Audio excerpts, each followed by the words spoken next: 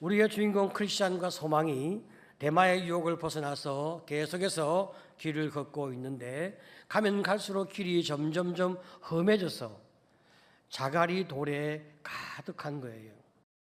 이 자갈길을 한참을 가다 보니까 발이 너무나 아픕니다. 그런데 옆으로 이렇게 보니까 곁길 초원이라고 하는 들판이 나타나면서 풀이 푹신하게 깔려있는 참 좋은 길이 보여지는 거예요. 이 풀밭길은 지금 크리스찬과 소망이 걷고 있는 자갈길과 같이 비슷하게 한 길로 쭉 이어져 가고 있기 때문에 이 길과 그 길이 비슷한 길이 아닐까 하는 생각이 들었습니다. 발이 너무나 아팠던 크리스찬은 소망을 설득해서 곁길 초원으로 내려가서 풀밭길로 걷기 시작했습니다. 너무 편하고 너무 걷기가 좋은 거예요. 우리 크리스찬이 시온성으로 가는 여정을 시작하는 초기에 좁은 문으로 걸어가다가 율법의 언덕이라고 하는 샛길로 간 적이 있었습니다. 그때 크게 고생하고 그 후로는 샛길로 벗어나는 그런 일들이 별로 없었습니다. 그런데 지금 발이 너무나 아프다 보니까 경계심이 늦추어진 것입니다. 지금 좋은 풀밭길로 가지만 뭔가 그 마음 가운데 찜찜함이 있지 않겠어요? 그래서 이제 열심히 가고 있는데 저 앞에 이 풀밭길 앞에 누군가 열심히 걷고 있는 한 남자가 있습니다. 가까이 가서 물어보았습니다. 이 길로 계속 가면 어떤 길이 나오는가? 그러니까 그 사람이 아주 자신감 있게 확신 있게 이 길로 계속 가게 되어지면 시온성 천국이 나온다. 그렇게 이야기를 하는 거예요. 그 남자 이름은 헛자존심인데 이 남자는 잘 알지도 못하면서 자신감 있게 대답하는 그런 헛자존심이란 말이죠. 밤이 되자 헛자존심은 이제 발을 헛디뎌 구덩이 속으로 굴러떨어지고 많은 어려움이 있었어요. 우리 크리스찬과 소망은 그 모습을 보면서 이 길로 온 것을 굉장히 후회하기 시작했습니다. 그렇지만 어떻게 돌아갈 길도 없고 막 헤매기 시작합니다. 한참을 헤매다가 다행히 한 오두막을 발견하고 그곳에 들어가서 잠시 쉬다가 깊이 잠이 들게 되었습니다. 그런데 그 지역은 무시무시한 절망 거인의 땅이었어요. 이 절망 거인이 아침에 일어나서 자기 땅을 돌아보다가 낯선 남자 둘이 자기 영토에서 자고 있는 것을 보게 되었어요. 절망 거인은 두 사람을 자기의 성인 의심의 성으로 붙잡아가서 캄캄한 지하 감옥에 쳐넣었습니다. 두 순례자는 며칠 동안 밥도 먹지 못하고 빛도 들어오지 못하는 곳에서 꼼짝없이 갇혀 있어야만 했습니다.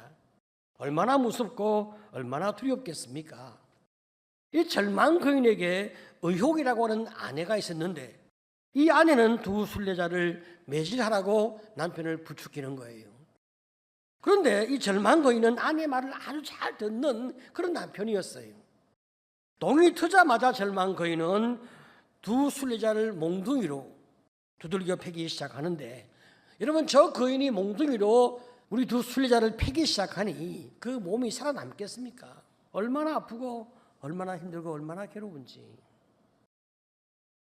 다음 날 절망 거인의 부인은 죄수들이 스스로 목숨을 끊도록 그렇게 유도하라 하면서 남편을 충동질하였습니다. 절망 거인은 크리스찬과 소망에게 무시무시한 얼굴을 하고 나타나서 이렇게 협박하는 거예요. 너희 둘이 아무리 애를 써도 이 감옥에서 절대로 빠져나갈 수 있는 길은 없다. 그러니 스스로 인생을 정리해라. 그렇게 이야기하면서 협박하고 또 때립니다. 크리스찬은 너무 절망해서 이렇게 굶고 춥고 매맞고 이렇게 힘들게 사는 것이 참 얼마나 어려운가. 차라리 죽는 것이 낫지 않을까. 이런 마음이 일기 시작했어요. 특별히 크리스찬은 깊은 죄책감이 그 마음 가운데 가득한 거예요. 그래서 더 많이 죽고 싶은 감정의 지배를 받게 되었어요. 그것은 소망이 이제 곁길로 가기 싫다고 했는데 크리스찬이 소망을 설득해서 절망 거인의 땅에 들어왔기 때문에 자신이 고통당하는 것은 너무나 당연한 일이지만 자기 때문에 소망이 이렇게 고통당하고 있다고 생각되어지니까 더 마음이 괴로워 견딜 수가 없어요. 하지만 소망은 자살을 하는 것은 하나님의 뜻이 아니다. 이렇게 크리스찬을 설득하게 되었어요.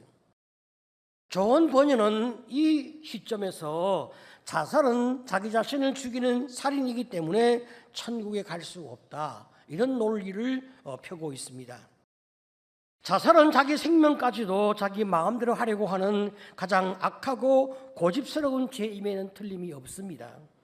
하지만 예수를 나의 구주와 주님으로 영접하는 사람에게는 하나님께서 주시는 영원한 용서의 은혜가 있어서 과거의 죄와 현재의 죄와 미래의 모든 죄도 하나님이 다 용서하시는 은혜를 주신단 말이죠. 그래서 자살의 죄 역시 하나님이 다 용서하실 수 있는 은혜가 주님께 있어요. 최근 우리 신학적 결론은 자살과 구원은 상관이 없다. 그렇게 결론적으로 정리가 되었습니다. 이 문제에 관하여 여러 가지 많은 어려움을 겪고 있는 사람들이 있습니다. 그렇지만 우리가 구원과 자살은 상관이 없다는 것을 분명히 인식을 해야 되는 거예요.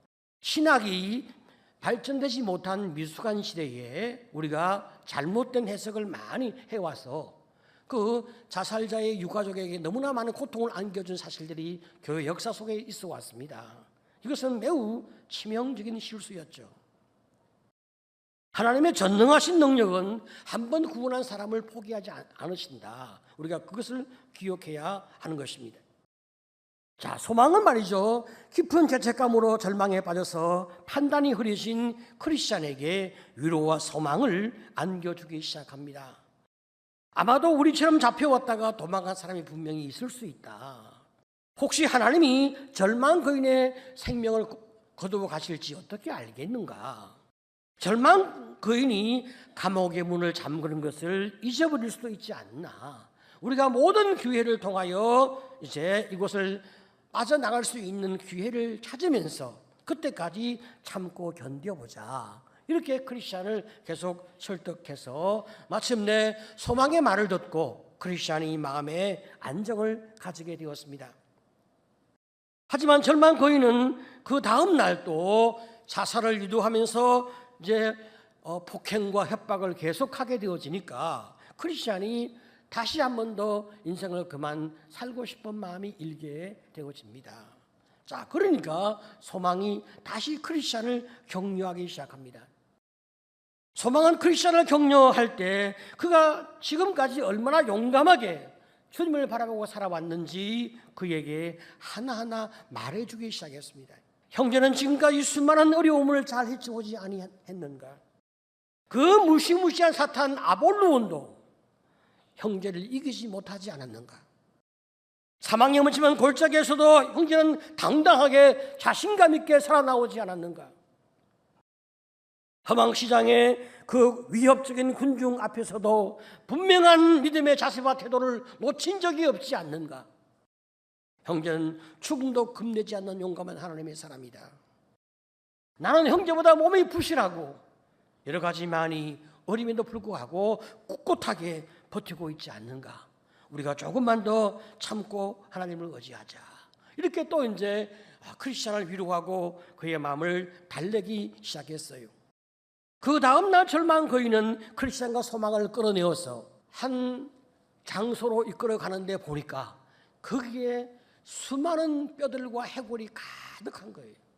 그 장면을 보여주면서 절망 거인은 이렇게 이야기하는 거예요. 너희도 이 꼴이 될 것이다. 버티지 말고 빨리 인생을 정리하는 게 좋을 거다. 여기에 들어온 모든 사람들은 다 이런 결과를 맞이했으니까 너희도 똑같을 거다. 그렇게 협박을 하니까 정말 다른 방법이 없구나라고 마음이 다 정리가 되는 깊은 절망이 그들의 마음을 지배하게 되었어요. 자, 이렇게 아무 소망이 없는 그때에 갑자기 하나님이 그 마음에 은혜를 주셨어. 두 사람이 정신을 차리고 밤새도록 찬송하며 기도하기 시작한 거예요. 그동안에는 너무 고통받고 너무 힘들고 너무 어려워서 기도할 마음도, 기도할 어떤 생각도 갖지 못했는데 하나님이 은혜를 주시니까 힘들고 어려운 절망이 더 많았지만 그 가운데서 기도하기 시작하고 찬송하기 시작한 거예요. 그렇게 동틀 때까지 기도하고 찬송을 하다가 크리스찬이 갑자기 기가 막힌 듯 웃기 시작했어요. 그러면서 하는 말이, 세상에 나 같은 바보가 또 있을까? 언약이라고 하는 열쇠를 내가 가슴에 품고 다니고 있는데 내가 언약이란 열쇠를 까맣게 잊어버리고 살고 있었네. 그 열쇠는 어떤 문이든 다 딸 수 있는 열쇠인데, 이 의심의 성에 있는 모든 문도 다 딸 수 있는 열쇠인데 내가 그 열쇠를 잃어버리고 이렇게 고통받고 살고 있다니 너무 기가 막혀서 스스로 웃으면서 힘을 내기 시작했어요. 그리고 품에서 열쇠를 꺼내어서 감옥문을 열기 시작했습니다. 이제 바깥문이 열리고 커다란 철문이 열리고, 그리고 이제 크리스찬과 소망은 죽을 힘을 다해서 절망의 거인의 영지를 벗어나기 위해서 최선을 다해 뛰기 시작합니다. 그리고 마침내 그들이 걸어가던 왕의 도로에 다시 이르게 되었습니다. 얼마나 안도감을 느끼고 얼마나 시원하고 얼마나 행복하겠습니까? 크리스찬과 소망은 뒤에 오는 순례자들을 위하여 자기들처럼 딴 길로 가지 않도록 경고판을 만들기 시작했습니다. 이쪽 길은 의심의 성으로 가는 샛길입니다. 절망 거인에게 붙잡힐 수 있으니 주의하십시오. 좋은 번연이 절망 거인의 이야기를 통하여 우리에게 주는 메시지가 무엇이겠습니까? 우리가 믿음으로 살다가 너무 고되고 힘들게 되어지면 조금 편한 길로 가고 싶은 마음이 들 때가 있어요. 예를 들면 우리가 말씀의 원리에 따라 사랑과 섬김으로 우리의 가족을 잘 섬기고 싶은 마음이 들어서 가족을 섬기기 시작합니다. 또 부부 관계도 내가 이제 바라는 배필이 아니라 돕는 배필로 내가 내 배우자를 잘 섬기려고 애를 쓰게 됩니다. 자, 이렇게 이제 열심히 하다 보면 지치고 힘들 때가 있어요. 그러면 돕는 배필로 살고 있는 우리의 이 수고를 잠시 좀 쉬고 싶은 마음이 드는 거예요. 내가 이런 마음을 딱 가지고 결심하게 되면 다시 우리가 급격하게 타락이 되어 다시 자기 중심적 마음으로, 이기적인 마음으로 돌아가게 되는 거예요. 그러면 내가 원하는 대로 다시 살게 되어지고, 내가 배우자를 향하여 고집을 부리게 되어지고, 말도 친절하게 하지 않게 되어지고, 내 기분 아끼는 대로 행동하게 되어지는 거예요. 사실은 내가 잠시만 좀 그렇게 하다가 다시 내 마음 가운데서는 내가 끝까지 돕는 배필로 살다가 죽을 거다, 그런 마음은 있지만, 그러나 너무 힘들어서 지금 잠시 내가 좀 쉬어가는 마음으로 그렇게 생각을 한 건데, 그것이 부부관계를 이전보다 더 관계를 어렵게 만드는, 파탄 관계로 몰고 가는 사건이 될 수가 있는 거죠. 한때 내가 잘하다가 다시 그 옛날로 돌아갔기 때문에 상대방 배우자는 견디지 못하는 고통으로 인하여 더 큰 폭발이 일어나게 되어지는 거예요. 자녀를 키울 때도 사춘기 자녀가 부모 말을 듣지 않고 부정적으로 많이 행동하지 않습니까? 그러면 이제 참 부모가 말과 행동과 그 못된 것들을 받아주고 이해하고 수용해 주다가 어느 순간에 우리가 언제까지 참아줘야 하는가, 언제까지 내가 이렇게 이해하고 살아야 하는가, 이런 생각이 들면서 한순간 우리가 더 참지 못하고 폭발을 할 때가 있어요. 그러면 자식이 뭐라고 반응하겠습니까? 엄마 아빠는 맨날 나를 이해하지 못하고 화만 낸다, 그렇게 말하지 않겠어요? 내가 그동안 저를 참아주고 이해해주고 도와준 것이 얼마나 많은데 감사하지 아니하고 내가 지금 한번 화를 냈다고 폭발하다니 하면서 더 큰 분노가 일게 되어지는 거죠. 우리가 사업을 하거나 직장 생활을 할 때도 말씀의 원리에 따라 우리가 참 영혼을 돕고 또 맡은 일을 최선을 다해서 참 만들어 나가고 인간관계도 참 아름답게 우리가 섬겨 나가려고 노력을 하다가 우리가 어느 순간에 내가 언제까지 참아야 하는가, 언제까지 나만 이렇게 이해해야 하는가, 이런 생각이 일게 되어지면 더 이상 못 해먹겠다, 이런 마음이 들어서 그만 다 포기하고 싶은 마음이 일게 되어지는 거예요. 여러분, 이때 절망 거인이 찾아오는 거예요. 네가 하는 짓이 그렇지. 너는 아무 소망이 없다. 너는 아무리 배워도 훈련해도 너는 그 모양 그 꼴에서 벗어나올 수가 없다. 아무도 너를 도와줄 수 없다. 차라리 모든 것을 포기하고 그만 죽는 게 낫지 않겠냐. 여러분, 이런 절망 거인이 우리에게 말할 때 우리 마음 가운데 그 말에 동의를 하게 되어지면 그 다음에 더 큰 타격이 우리 안에 일어나게 돼요.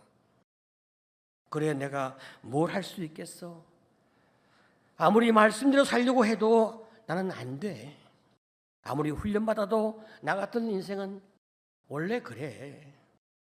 그냥 포기하고 죽는 게 나아. 내 인생이 다 무너지는 거예요.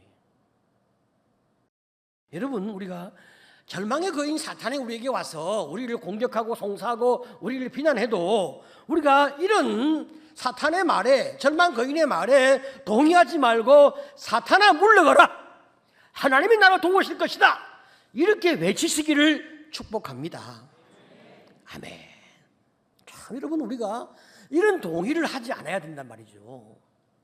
그런데 우리가 절망 거인이 이렇게 우리를 향하여 참 정죄하고 송상할 때 참 우리가 맞서지 못하는 이유 중에 하나가 뭐냐? 내가 그 문제에 대한 책임이 있을 때 내가 더 깊이 내가 자책을 하게 되는 거죠. 지금 여러분, 만약에 나의 실수로 인해서 이런 문제가 왔고 나의 어떤 잘못함 때문에 이 결과가 왔다고 하면 내가 더 내 실패를 묵상하게 되어지면서 자기 비난, 자기 정죄를 하니까 절망에서 못 벗어나는 거예요.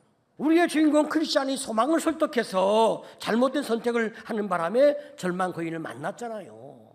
그러니까 소망에 대한 죄책감과 미안함 때문에 더욱더 크리스찬이 심각한 고통에 빠지게 되었단 말이에요. 자기 실수로 어려움이 생기게 되어지면 우리 마음 가운데 어떤 후회가 일어날까요? 내가 왜 그때 그렇게 했을까? 내가 왜 좀 더 참지 못했을까? 내가 왜 좀 더 잘하지 못했을까? 실패를 계속 곱씹게 되는 거예요. 그러면서 점점 더 괴로움 가운데 빠지게 되어지고 사탄은 점점 더 내가 깊은 죄책감과 죄의식 가운데 살도록 계속 나를 부추기는 거예요. 여러분, 그때도 우리가 하나님을 바라보면, 하나님의 은혜를 구하면 성령께서 우리 마음 가운데 소망을 주시고 다시 일어날 수 있는 힘을 주심을 믿으시기를 축복합니다. 아멘.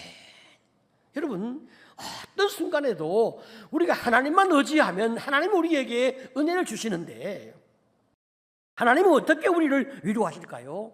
괜찮아. 너는 지금까지도 용감하게 잘 싸워왔어. 내가 지금 너무 힘들어서 마음에 여유가 없기 때문에 참지 못하고 네가 그만 화가 폭발한 거야. 누구나 그럴 수 있어. 자, 다시 시작해보면 돼. 다시 용기를 내자. 너는 멋진 하나님의 사람이 아니냐. 할 수 있다. 우리가 주님을 바라보게 되어지면 하나님은 우리에게 위로와 힘을 주시니까 우리가 실패 자리에서 하나님만 의지하면 다시 일어날 수 있단 말이죠. 여러분, 인생의 신앙의 길을 걸어가면서 항상 잘 하기만 합니까? 사람은 그렇지 못하거든요. 그래서 우리가 지금 이 철로 역정을 공부하고 있잖아요. 사람은 누구나 넘어지고 실패가 있단 말이죠. 그러나 그것만 있냐? 아닙니다. 우리가 잘할 때도 있고 성공할 때도 있습니다.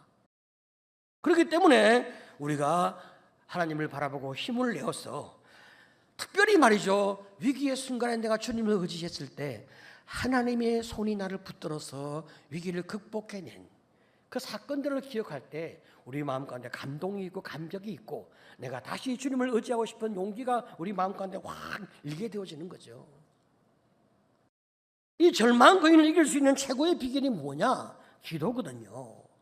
이 크리스천과 소망이 밤새도록 기도하면서 찬송할 때에 약속의 열쇠가 자기의 품속에 있다는 것을 기억하게 된 거예요. 하나님의 약속의 말씀, 우리가 그것만 기억하면 되거든요.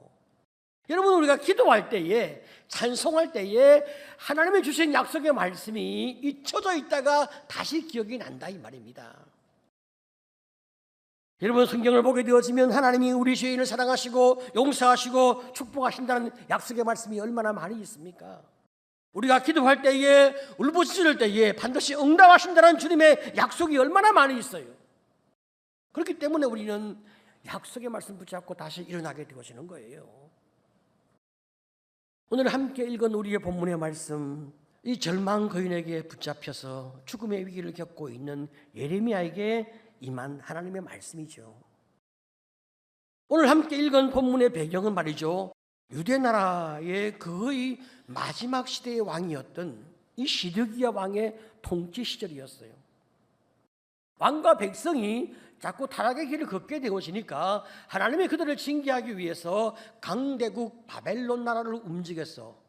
이제 느부갓네살 왕이 군대를 거느리고 예루살렘 성을 완전히 포위한 거예요.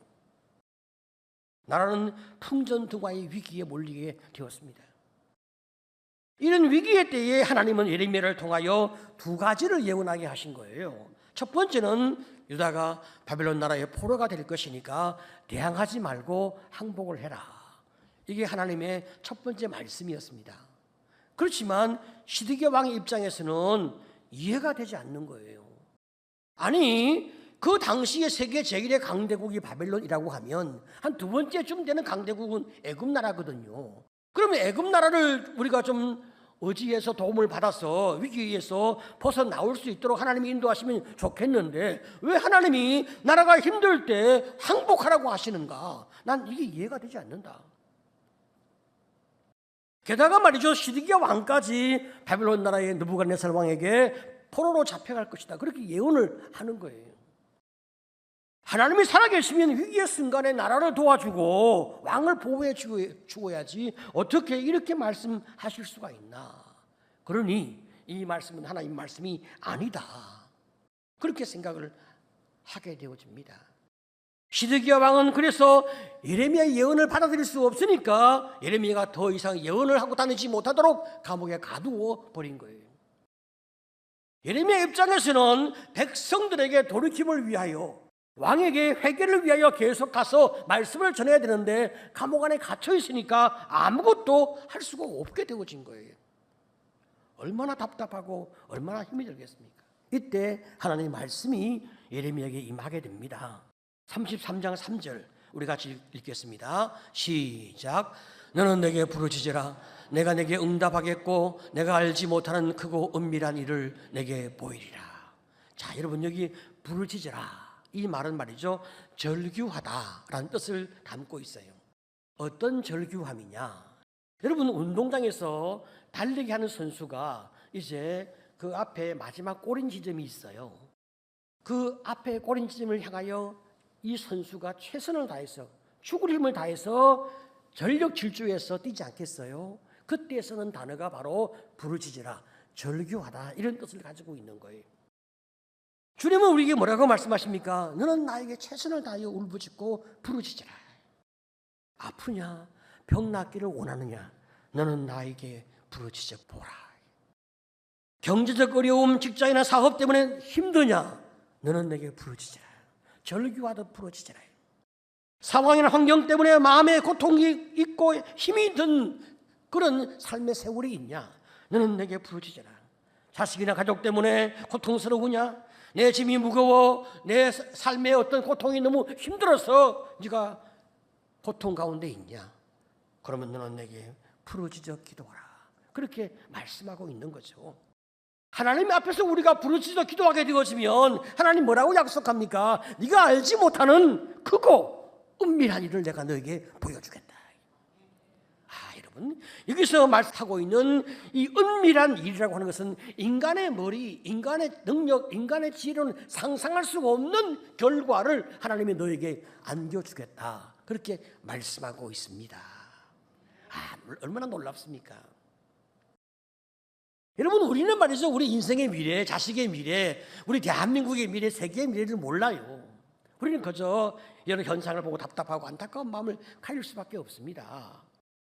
그런데 하나님은 뭐라고 말씀하십니까? 나는 하나님이고 전능한 하나님이고 너는 인간이 아니냐. 너는 모르고 너는 도무지 이해할 수 없는 그 길을 나는 나의 전능함으로, 위대함으로 내가 그 길을 이끌어 가지 않겠냐. 네가 무슨 기적을 만들어내겠냐. 기적은 나의 소관이 아니냐. 너는 내게 기도하면 네가 알지 못하는 크고 은밀한 일, 그 위대한 일들을 내가 너를 위해 만들어내겠다. 내가 너의 아버지니까 너는 나에게 기도하라 말씀하십니다. 믿으시기를 축복합니다. 자, 여러분, 우리가 믿음으로 구하는 거 참 얼마나 중요합니까?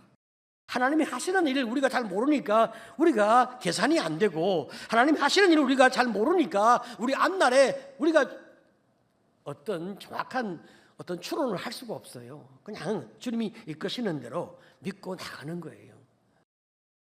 전능하신 하나님이 자신의 일을 행하시기 때문에 우리는 그저 감동이 있는 거죠. 자, 33장 2절 봅시다. 다 같이 시작. 이를 행하는 여호와, 그것을 만들며 성취하시는 여호와, 그의 이름을 여호와라 하는 이가 이같이 이르시도다. 그죠? 하나님이 자신은 뭐라고 말씀하십니까? 내가 일을 행하고 내가 그것을 만들고 그걸 내가 성취하지 않겠냐. 내가 너에게 약속한 은밀한 그 일, 네가 알지 못하는 위대한 큰 일을 누가 만들어내냐? 내가 만들어낸다는 거죠. 내가 성취한다는 거죠. 걱정하지 말고 너의 미래와 너의 앞날을 나에게 맡겨다오. 너는 기도하라고 이야기하고 있습니다. 오늘 여러분, 우리의 삶에 막히고 힘든 어려운 문제가 많이 있잖아요. 어떻게 할까? 답답하지 않습니까? 하나님 뭐라고 말씀하십니까? 내게 맡기고 너는 기도하라고 이야기하는 거예요. 자, 여러분, 절망에 빠진 예레미야에게 하나님이 뭐라고 말씀하십니까? 나라의 흥망성쇠는 너에게 있지 않고 내게 있다는 거예요. 네가 뭘 할 수 있겠냐? 나라의 흥망성쇠는 네가 하는 게 아니고 내가 하는데 너는 자꾸 네가 하려고 한다는 거예요. 사람은 여러분 자꾸만 자기 실력으로, 자기 노력으로, 자기 능력으로 무언가 해보려고 합니다. 그렇지 않아요. 우리가 하는 건 뭡니까? 하나님을 믿고 기도하고 주님께 나를 맡기는 거예요. 그럼 전능하신 하나님이 당신이 일을 만들고 일을 성취해서 크고 놀랍고 엄밀한 일들을 만들어서 우리에게 축복으로 안겨줌을 믿으시기를 축복합니다. 우리가 이 감동을 갖고 인생을 사는 거죠. 사람은 말이죠, 참 진심을 다해서 이 전념을 가지고 기도를 하기가 힘들어요. 우리가 잘 될 때도 그렇고 잘 못 될 때도 그래요. 잘 될 때는 말이죠, 왜 우리가 감사하며 기도를 많이 하지 못하냐면 다 내 수고, 내 노력, 내 애씀 때문에 이런 결과가 나왔다는 생각이 들어서 감사의 기도를 전심으로 다 하지 못합니다. 또 우리 인생이 힘들고 어려울 때는 말이죠, 그 무기에 눌리고 고통에 눌리고 우리의 정신이 빠져가지고 우리가 마음이 먹먹해지니까 기도하기 어렵고 기도해야 되겠다는 생각도 잘 안 나는 거예요. 지금 우리 크리스찬과 이 소망도 말이죠, 언제 기도합니까? 그 인생이 다 끝났을 때 실컷 맞고, 그죠? 완전히 굶주리고 뼈만 앙상하게 남아가지고 거의 죽음 직전에 가서 하나님이 은혜 주셨을 때 그들이 기도하기 시작했어요. 기도하고 찬송할 때에 아니 자기가 목걸이에 걸고 있는 약속의 그 언약의 열쇠가 그때 생각이 났다니까요. 자기도 얼마나 기가 막히고 얼마나 한편 감사하고 감동이 있었겠어요. 여러분, 하나님께서 우리와 함께 하신다. 그래서 우리 약속의 말씀을 막 주셨어요. 근데 너무 잘 될 때도 약속의 말씀이 기억이 안 나고 너무 힘들 때도 기억이 잘 안 나. 그렇지만 기도하고 찬송하며 하나님을 의지할 때 하나님이 약속의 말씀을 보게 하시고 그 말씀 붙잡고 하나님이 하시는 그 위대한 일들을 꿈꾸며 기도함으로 마침내 그 위대한 일을 우리가 경험하는 놀라운 축복의 삶으로 주님이 이끌어가는 것을 우리가 맞이하게 되어지는 겁니다. 오늘 여러분 어떤 일을 당하든 어떤 상황에 있든 하나님을 의지하고 기도하는 가운데 인생의 운명이 바뀌는 위대한 축복이 있을 줄로 믿습니다. 우리가 기도할 때 우리의 가정이 변하고, 우리가 기도할 때 우리의 자녀가 변하고, 우리가 기도할 때 우리 인생이 변하고, 우리가 기도할 때 교회와 나라와 민족의 역사가 달라지기 때문에 수많은 하나님의 사람들은 여호와를 의지하고 기도하며 일어서게 되었습니다. 오늘 여러분, 부르짖어 기도함으로 말미암아 하나님이 하시는 그 위대한 역사를 우리의 삶의 현장 속에서 경험하고 살아가는 아름다운 성도가 되시기를 간절히 축복합니다.